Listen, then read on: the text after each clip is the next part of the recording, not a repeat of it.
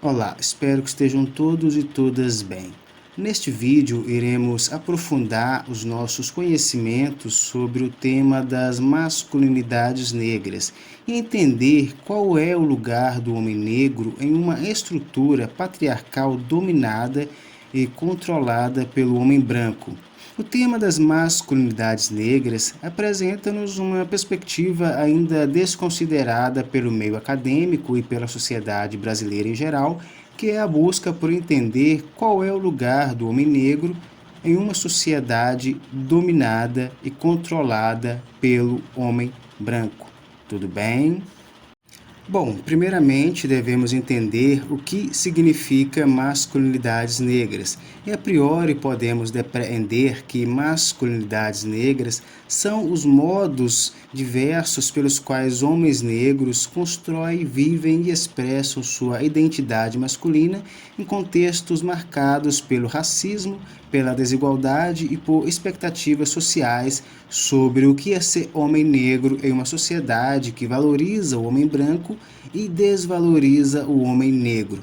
Ou seja, o tema das masculinidades negras objetiva questionar a ideia de masculinidade universal baseada no homem branco e mostrar que os homens negros possuem suas próprias demandas e não são as mesmas do homem branco.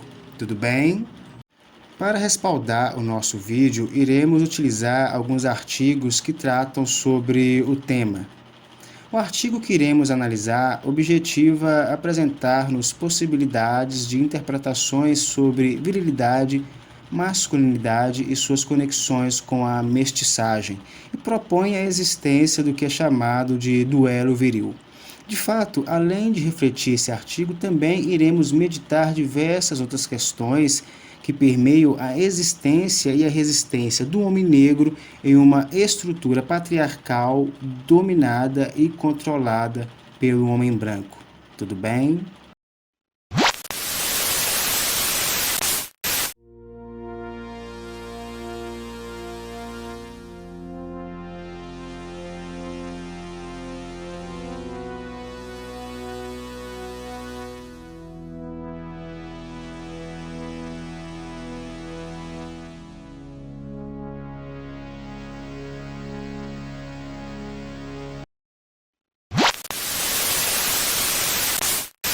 A guerra colonial e a conquista de novos territórios pelos europeus foram basicamente um empreendimento masculino, um acontecimento bélico que valorizava um determinado tipo de virilidade, agressiva, heróica e dominadora.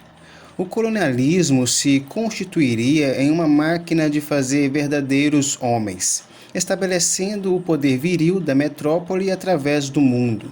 No Brasil, essa lógica não seria muito diferente. O homem branco, conquistador, teria o direito de exercer seu domínio pelo simples fato de ser o mais forte. Um desses direitos seria o acesso indiscriminado aos corpos de mulheres e homens negros. É comum, nas guerras, as mulheres dos grupos dominados serem alvos da afirmação masculina do conquistador. E assim, a posse do novo território e sua demarcação seria feita simbolicamente com a penetração do corpo feminino.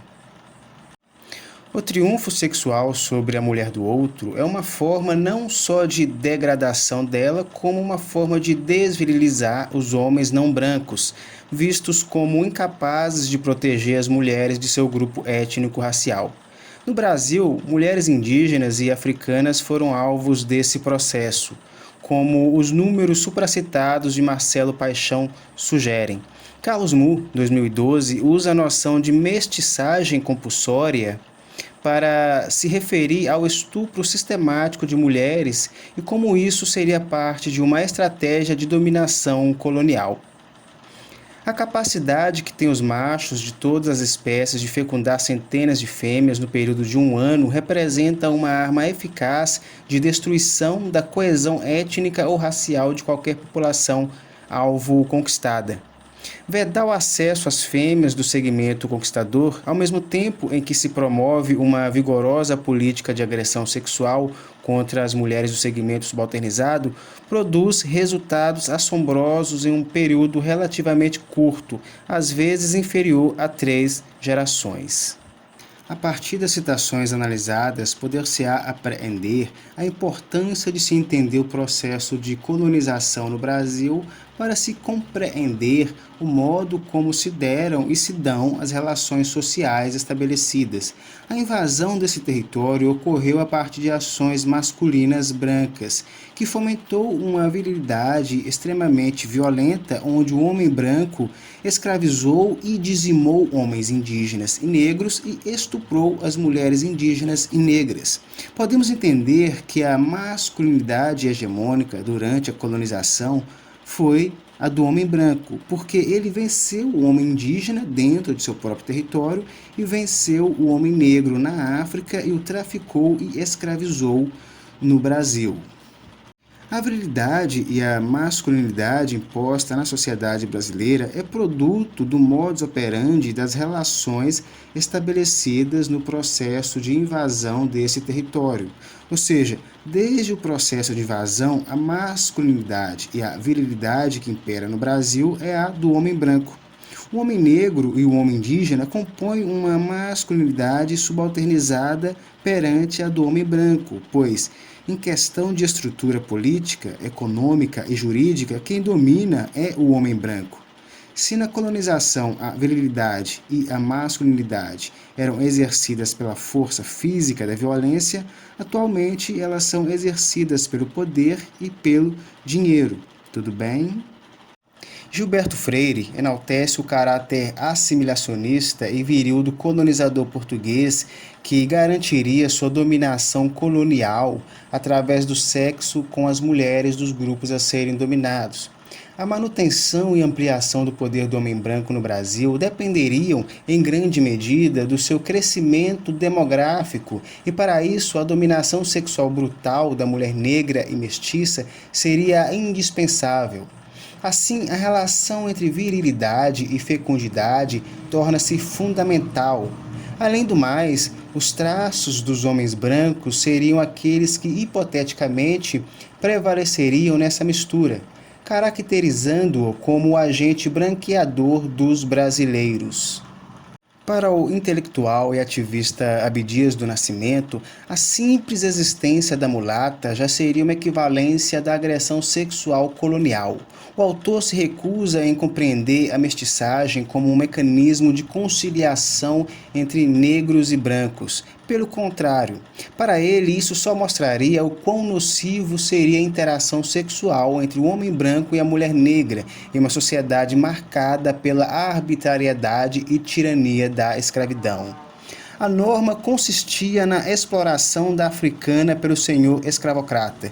E este fato ilustra um dos aspectos mais repugnantes do lascivo, indolente e ganancioso caráter da classe dirigente portuguesa. A existência da mulata significa o produto do prévio estupro da mulher africana. A implicação está em que, após a brutal violência, a mulata tornou-se só objeto de fornicação, enquanto a mulher negra continuou relegada à sua função original, ou seja, o trabalho compulsório. Exploração econômica e lucro definem ainda outra vez seu papel social. Bom, podemos refletir que o homem branco, através de uma masculinidade extremamente cruel, fomentou um processo de miscigenação baseado no estupro das mulheres negras, indígenas e mestiças. Inclusive, os primeiros mestiços no Brasil foram produtos das diversas violências sexuais que os homens brancos cometeram contra as mulheres negras e indígenas. E como analisou Abdias do Nascimento, a miscigenação foi produto de uma violência que perdurou por séculos e não representa um fato que deve ser comemorado ou ser representado positivamente na história do Brasil. De fato, poder-se-á também meditar que no período da escravidão, enquanto o homem branco estava mobilizando diversas formas de violências a partir de uma masculinidade cruel, o homem negro e o homem indígena estavam sendo escravizados e violentados de diversas formas. Enquanto o homem negro e indígena lutavam pela liberdade, o homem branco lutava para escravizar e matar. Assim, a masculinidade do homem negro e indígena eram mobilizadas para a defesa e a do homem branco para o ataque. Dessa forma, a herança no Brasil de uma masculinidade violenta, agressiva e cruel é produto do modo como o homem branco invadiu, dominou e controlou esse território atualmente denominado de Brasil. Tratar as masculinidades negras e brancas como a mesma é um erro gravíssimo, pois enquanto uma veio traficada e escravizada por mais de 300 anos, a outra foi quem escravizou ou de alguma forma lucrou com toda a escravidão. Podemos entender que, historicamente, homens negros e brancos não eram iguais. Cada qual tinha seu lugar na sociedade brasileira, e ao homem branco cabia mandar e ao homem negro obedecer. Portanto, ao falarmos em uma sociedade patriarcal, estamos falando em uma sociedade dominada pelo homem branco, e não pelo homem indígena ou negro. Tudo bem? E ainda hoje a estrutura social é dominada por uma maioria de homens brancos, como a economia, a política e a justiça. Tudo bem? É necessário destacar que, além do amplo acesso dos homens brancos aos corpos das mulheres negras, mestiças e indígenas, no período escravocrata, o inverso não era verdadeiro, ou seja, as mulheres do grupo dominante estariam supostamente salvaguardadas dos homens dos grupos subalternizados. A partir desta citação, podemos analisar que a masculinidade violenta e cruel do homem branco não apenas dominava os corpos dos homens negros e mulheres negras, mas também das mulheres brancas, pois elas não podiam, em hipótese alguma, se relacionar com um homem negro.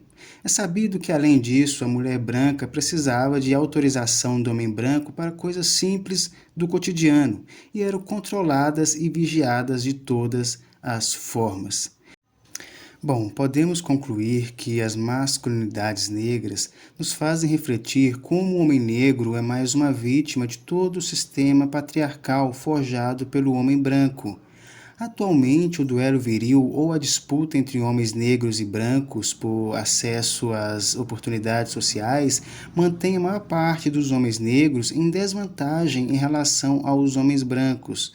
Dessa forma, as masculinidades negras é um caminho que pode nos mostrar que nem todos os homens são iguais e que, dependendo da cor de pele, alguns terão mais vantagens que outros e suas demandas serão distintas. Tudo bem? Bom, agradeço a atenção e espero que fiquem todos e todas bem.